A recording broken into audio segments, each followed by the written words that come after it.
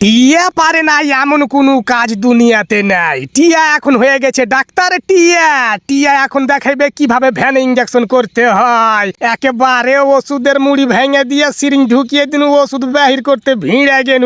আর আমারকে গায়ের শুভ ডাক্তারের পায়ের ভ্যানে আজকে আমি একবার ইঞ্জেকশন করে দেখিয়ে ছেড়ে দেবো পৃথিবীকে কিভাবে ইঞ্জেকশন করতে হয়। থাপা থাপ পায়ে বাড়ি দিচ্ছে ডাক্তার, আর ভ্যান বাহির করছে।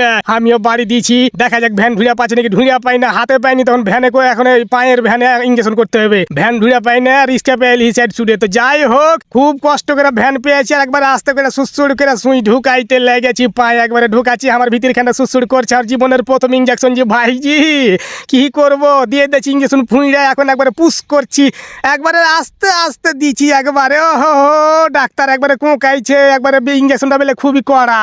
দিয়ে দিন ইঞ্জেকশন, আমার খেল খাতাম, ডাক্তারেরও খেল খাতাম। টিয়া এখন মনে করেন যে ডাক্তার হয়ে গেছে, ওই যে ইঞ্জেকশন করবে চলে আসো টিয়ার কাছে।